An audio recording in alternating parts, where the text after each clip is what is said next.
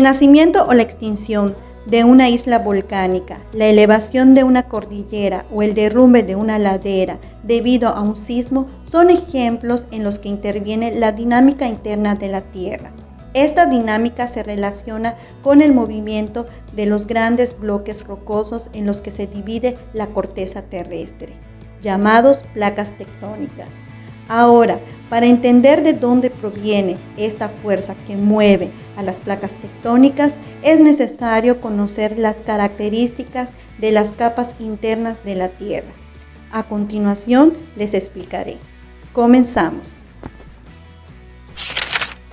El interior de la Tierra se divide en tres capas principales: el núcleo, el manto y la corteza.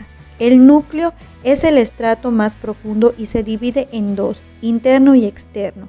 El núcleo interno se encuentra en estado sólido y está compuesto principalmente por hierro y en menor proporción por níquel. La longitud desde el centro del planeta al límite de esta capa es de 1237 kilómetros y su temperatura aproximada es de 5000 grados centígrados. Alrededor del núcleo interno está el externo, con una composición química similar a la del interno, hierro y níquel, más otros elementos como el azufre, el silicio y elementos radioactivos. Sin embargo, al estar sometido a menor presión, su estado es líquido, tiene una temperatura de 2000 grados centígrados. El manto. Esta capa se encuentra constituida principalmente por hierro y magnesio, y su temperatura fluctúa entre 3000 y 4000 grados centígrados, siendo menor conforme se avanza hacia la corteza. Esta capa a su vez se divide en manto interior y manto exterior. El manto interior es sólido mientras que el manto exterior es viscoso, por lo que es en esta capa que ocurren las corrientes convectivas, que consisten en el movimiento ascendente y descendente de fluidos. Esa circulación libera energía hacia la superficie terrestre y por ello se originan plegamientos y fracturas de la litosfera. La corteza es la parte sólida de la Tierra y está constituida por rocas. Se reconoce dos tipos de corteza, la continental y la oceánica. La primera está en la superficie continental y la segunda por debajo del agua oceánica.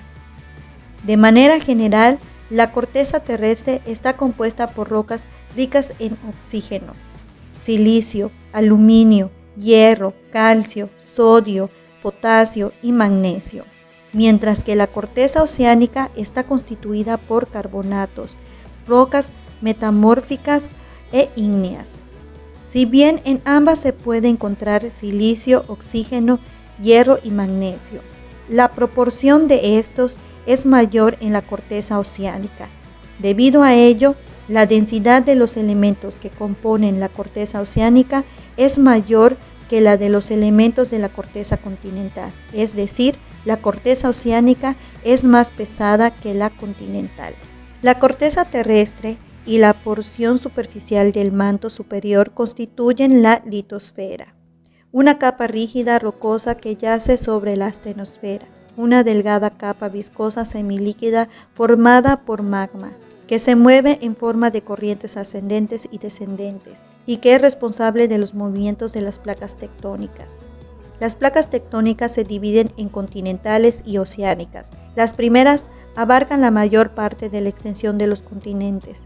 Las segundas se encuentran debajo de los océanos y en contacto con los continentes.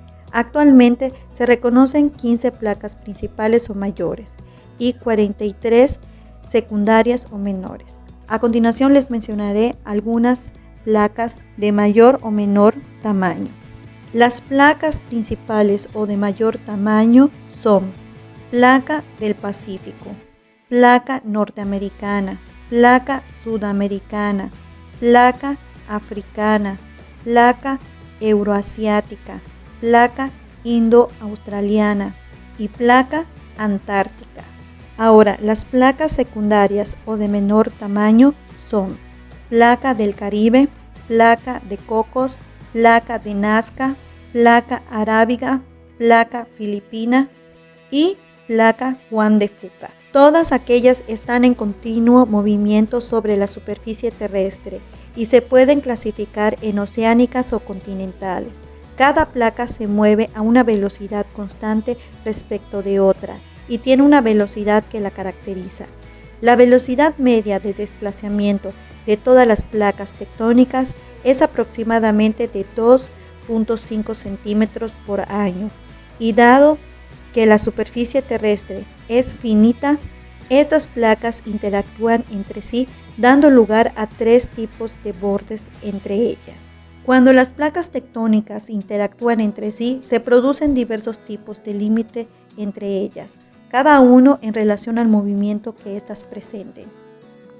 Los tipos de límites son divergente, convergente y transformante. El divergente: las placas divergen, se separan o alejan entre ellas. En el espacio que se genera durante esta separación se da la expulsión de magma desde el interior de la Tierra. La dorsal mesoatlántica se formó por la expulsión de lava en la zona de separación entre las placas de Norteamérica y Sudamérica, con respecto a la europea y africana. Islandia es el resultado de una excesiva acumulación de material expulsado en la porción norte de la dorsal mesoatlántica. Convergente: 2 placas colisionan o chocan. Pueden presentarse 3 casos de acuerdo con el tipo de placas que estén involucradas. La colisión de tipo continental-continental entre la placa india y la euroasiática dio como resultado la cordillera del Himalaya. De tipo oceánica genera diversas islas de origen volcánico en el Océano Pacífico, donde la placa del Pacífico subduce por debajo de la euroasiática. De tipo oceánica continental es la subducción de la placa de Nazca por debajo de la placa sudamericana, que formó la cordillera volcánica de los Andes. La transformante se refiere al desplazamiento lateral y simultáneo de 2 placas en sentido opuesto y de manera casi paralela. En este caso, ninguna de las placas subduce debajo de la otra, solo se forman fallas laterales. La falla de San Andrés es consecuencia del desplazamiento de la placa del Pacífico con respecto a la norteamericana. Entonces, el movimiento e interacción de las placas tectónicas es consecuencia de los procesos internos del planeta. En aquellas regiones donde las placas tectónicas entran en contacto, suelen presentarse 2 fenómenos naturales: sismicidad y vulcanismo. Aquí en el mapa se pueden apreciar las regiones sísmicas, regiones volcánicas terrestres y marinas, y los volcanes activos más conocidos a nivel mundial. En este otro mapa se puede apreciar la franja neovolcánica o sistema volcánico transversal, así como también los volcanes activos e inactivos de la República Mexicana. Hasta aquí con el tema de hoy. Nos vemos en el siguiente video. Manos a la obra con sus actividades. Hasta luego.